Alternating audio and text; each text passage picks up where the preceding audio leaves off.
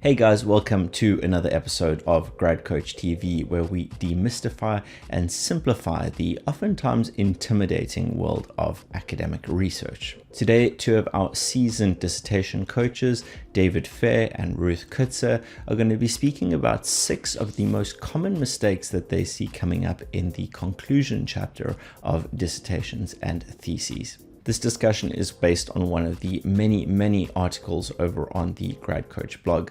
So be sure to check out the blog at gradcoach.com/blog for a wealth of information regarding all things research related, as well as access to our free dissertation and thesis writing mini course. If you're looking for more hands-on help with your dissertation or thesis or any sort of research project, be sure to check out our one-on-one coaching service where we hold your hand step by step through the research journey. You can learn more about that and book a free consultation with one of our friendly coaches over at gradcoach.com. Hey Ruth, welcome to the Coachcast. It's always great to have you here. Thanks, David. It's great to be here. Looking forward to talking about the conclusion chapter. So we're jumping right into it with our first common conclusion mistake, which is not clearly articulating how the study achieved the research aims you set out to answer. Ruth, how can we make sure this is clear? Absolutely. It is the first mistake, and it is a very common mistake. So when we look at the conclusion chapter, we need to remember that we can't look at it without considering the introduction chapter. So your conclusion chapter ultimately is where you close this loop back to the beginning of your dissertation. So in your introduction chapter, you will mention the aims of the research, and your conclusion chapter is where you will tell the reader clearly how you address these aims. So you almost need to view it like top and tail, two ends of a loaf of bread where they speak to each other. And you can do this in a fairly simple way. You don't have to go into long explanations. What you can simply do is say, my research addressed the aims by finding or by doing X, Y, and Z. But it's really important to make sure you do this because, as I said, the examiner, when they read your thesis, the top and tail, the beginning and the end, is what speaks to how you actually finally did what you set out to do. That's a great point, especially because often enough, that's a place where we start off when looking at a thesis or dissertation, is reading the introduction and the conclusion to get a sort of overview of the study before then, as a marker or a reviewer, you were going to go through it step by step. So making sure that connection is really tight makes for a very strong first impression, which is always what you want to be getting. And again, it also ensures that that conclusion chapter sort of ends with a bang. You know, it's finishing the story nice and clearly. Absolutely. When you finish reading a novel, you want the final chapters to be a nice, almost conclusion wrap up to what you've read. And it's a similar thing here where your conclusion chapter leaves the reader with a nice sense of, so that's what was done. That was what was found. Your conclusion chapter should not be a cliffhanger for the next version of the dissertation, because hopefully there won't be a next version of your dissertation. So the second common conclusion mistake that we frequently come across when helping students is duplicating or overlapping content between your conclusion chapter and other chapters. Ruth, which chapter is the one we have to watch out for when replicating? If you watched the video I did before, you'll know it's the discussion chapter. The discussion chapter and the conclusion chapter are very frequently misunderstood, overlapping, or just stuff in the wrong place. And the reason for this is our discussion chapter is where we give a blow-by-blow account of every single research question we had and objective, and we discuss in depth how we address those. Whereas our conclusion chapter is where we speak more broadly, higher level, big picture, how we address the aim. So one example I like to give is that your conclusion chapter, when looking at the aim, is like a nice Disney fairy tale wrap-up. Whereas your discussion chapter is where you give this Quentin Tarantino, in-depth, full of action, full of, details, literature, conversation around each of your specific points. That's the discussion chapter. Here is where we take a broad view of looking at the aim and talking about how we address it. So for example, I'll use my own study as an example. I set out to see how students perceive the green spaces on a specific university campus here in South Africa. Part of this, I had research questions that were, for example, where do students spend their time on campus? How much time do students spend on campus? Which or how restorative do students find particular areas on campus to be? And so those are my research questions that I addressed in depth in my discussion chapter. But in my conclusion chapter, I basically was able to draw out the fact that the way students perceive green spaces on campus is by viewing the botanical gardens as the most restorative area on campus. So that sort of higher level summary of addressing the aim is really what you're going for in the conclusion chapter, not the in-depth discussion of each of your findings. That's really helpful. And I really like the Quentin Tarantino reference. Totally makes sense. I think one of the other things that frequently comes up in this confusion is often treating your conclusion chapter like an abstract, where you're summarizing the entire paper. It's really, as Ruth mentioned, the other half of a sandwich. It's the white bread to that sandwich. So you've got it at the start and at the finish, and together that's the bread aspect. So we really don't want to be going into too much detail on the methodology section or the lit review, but we do need to, as we mentioned previously, state those aims and answer them in the conclusion, and then follow that up with other aspects like recommendations, limitations, and the rest of the conclusion chapter. Absolutely. So mistake number 3 is not being clear and convincing enough regarding your study's findings and contribution to the literature. So I think the first thing to keep in mind and to make sure that you do this correctly is to take a step back and reflect on the kind of research that you're doing. And so for some of the studies that are more practice-based, oftentimes your recommendations and your the contribution that you're making will be very much more focused on business practice, with lesser attention on research or theory contributions. However, it's really important to reflect on all of these, especially if you're doing a more theoretical dissertation. You need to make sure that you are highlighting and emphasizing where your research contributes to the theory and to the practice, and also to future research. And so it's really important that this clarity is there when you've done your research and you are reflecting on what can happen next, what can happen with my findings, how can my findings help influence policy, practice, future research, advance our knowledge. You've come this far with your research. It's really important to think, well, what can I do with this research? I think that's such an important point to bring up. We really want to be really clear on those recommendations that come from our research, and they need to be viable and practical and clear. But it's also important to note that we must be firm about our findings, but also humble.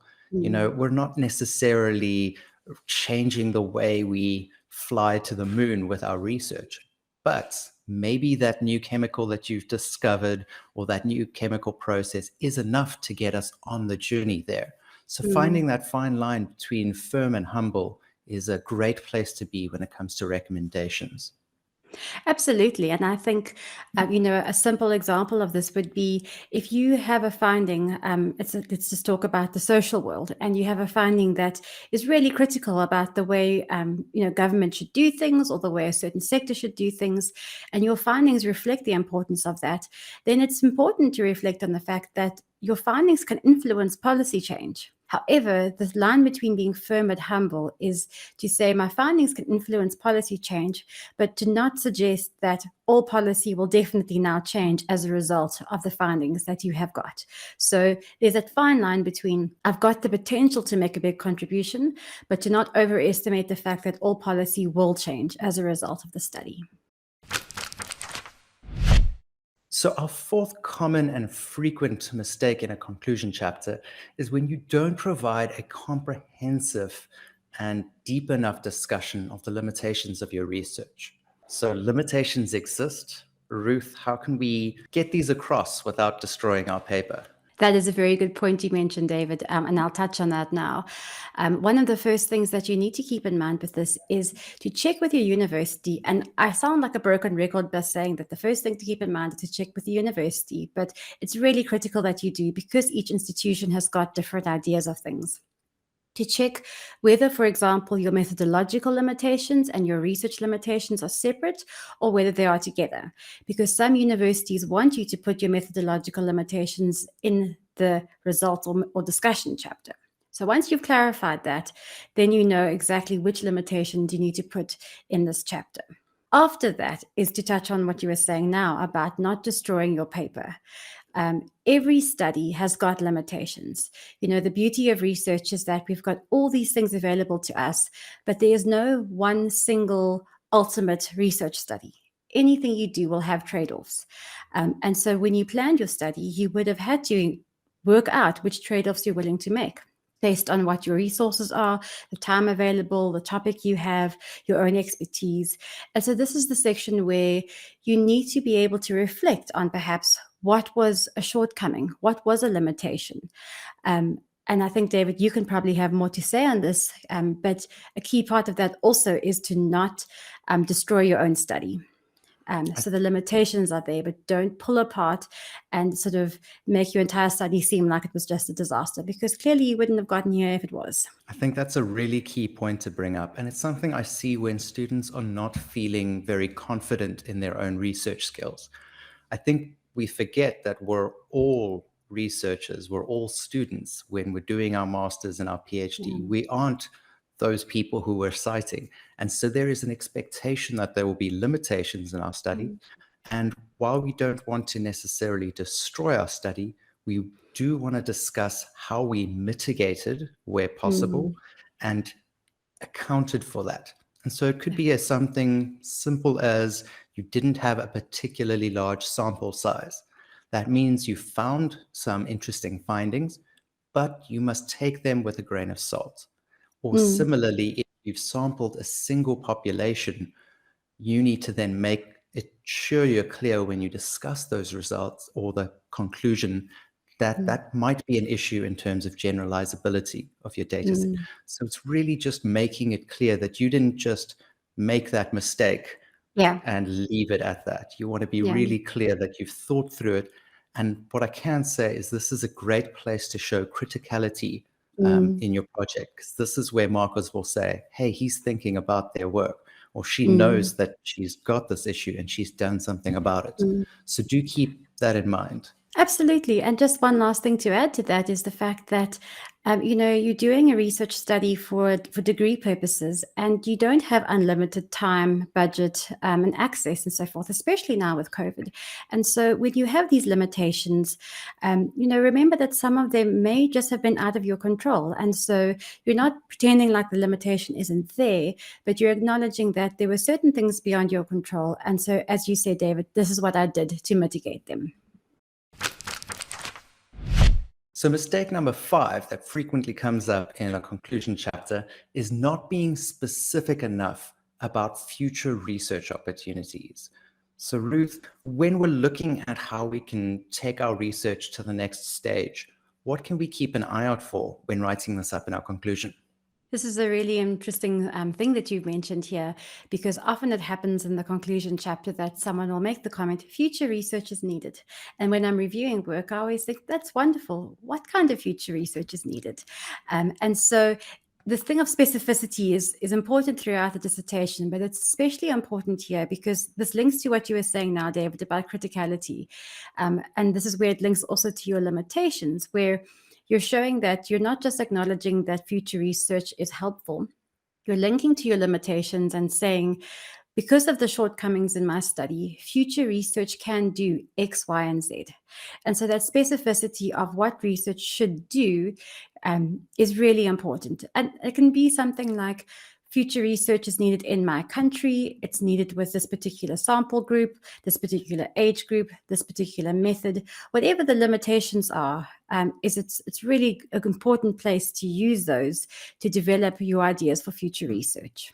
Definitely. I think one of the other things that is really important, and at least for me, is this future research opportunities is where you get to chase up on those interesting findings or interesting thoughts that you had during the project that weren't quite related to your research aims and objectives. So often enough, you'll notice something in the data, and that's something that you can discuss in your future research, really tying into that. And again, I can't emphasize how important making that relationship clear between your limitations and the future research, because let's be honest, that's what everyone is doing in their papers. We're saying we Absolutely. couldn't afford to do this, so the next person needs to. Absolutely. And something also just to add there is that if you've chosen, for example, a quantitative approach, oftentimes a study is best suited to for example, a quantitative approach, which is fine. But almost always there's an opportunity to reflect on the opposite methodological choice as a future research suggestion. Because most of the things, especially in the social sciences that we look at, are inherently, they can be quantitative and qualitative. So even if it wasn't a limitation that your study was, for example, quantitative, you can always reflect on the possibilities of doing qualitative research to bring in a different angle, and vice versa. So that's just something to keep in mind as well. I can't agree more. The other thing that I would say is maybe avoid making the direct future research should do this for longer with a bigger budget. That's pretty standard for the field. Yeah, absolutely. And linked to that, David, is the idea of making sure that the suggestions you make are practical and possible. When we think about future research, it's the place where we can get our imaginations going of what future research could be. But to suggest that we need to travel to Jupiter as a matter of urgency to, figure out how this new chemical works, sure, on paper, that's a great idea, but practically speaking, we can't do that yet. And so your suggestions, you can imagine someone having a bigger time frame and budget, but your suggestions still need to be practical and feasible for the average person conducting research. A final mistake, and this is one we frequently see as well, and it's one we bring up in every one of these videos, is a poor structure and lack of flow. Conclusion is no different. Ruth, what can we do to make sure things go smoothly? You're exactly correct. There's certain things that we say in every video, and I'm sure we sound like broken records, but it's because they are applicable in every section of the dissertation. The conclusion is no different, and flow is actually almost more important here, because of the fact that it links back to the introduction chapter. And so, as always, you need to plan your structure. Again, check with your supervisor or your university if they've got preferences for the specific way things are ordered. But you plan your structure. And then I've mentioned it before, the academic phrase bank that you can use. Have a look at that and really dig into that to get some nice examples of good phrases, because your flow needs to be there. It goes without saying that you need to check your language and grammar. But that flow is really important. And by planning a structure in advance, you can see how your ideas link, and therefore you can plan your linking phrases to improve and have really good flow. I often enough find that's exactly right, that putting in those linking phrases between sections, between paragraphs, takes a somewhat basic looking conclusion to a really good one, because it just helps to keep your reader engaged and keep the flow of ideas really moving forward. One of the other things that I can suggest here in terms of structure is make sure you write out a checklist or a list of your aims and your objectives and your main findings, because specifically at the conclusion chapter, that's often enough where that ball can be dropped and we can lose some of that aspects. So just having a checklist that you can tick off when you're ready is absolutely helpful in improving that flow, because then again, your reader or your marker isn't going to be sitting there going, but didn't they mention this? Why haven't they covered it? And so it's really good to do that. It's something I see quite often when people come for help when they want to review their work, that either they've gotten feedback from a supervisor or even if they've failed, where a common comment is, it's not clear how you address this. So you finish the dissertation and the reader's saying, I don't know how you address this. I don't know what the findings were. It wasn't clear. And so a general tip for writing is you cannot be too clear. So having this checklist is there. You can't sort of look at your checklist and think, well, I kind of think I mostly addressed everything.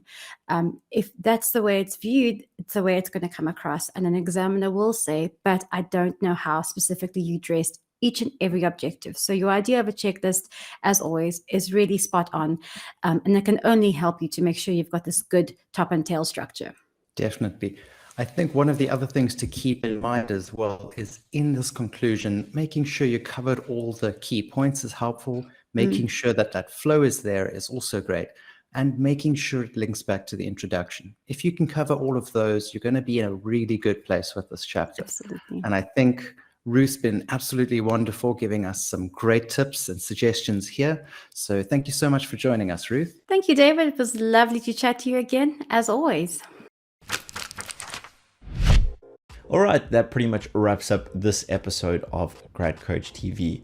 Remember, you can get loads more free content, free information, and resources over on the Grad Coach blog, as well as access to our comprehensive dissertation and thesis writing mini course. You can get all of that over at www.gradcoach.com/blog. If you're looking for more hands-on help with your dissertation, thesis, or research project, be sure to check out our one-on-one private coaching service, where we hold your hand through every step of the research journey. You can learn more about that and book a free initial consultation with one of our friendly research coaches over at gradcoach.com. So that's all for today. Until next time, good luck.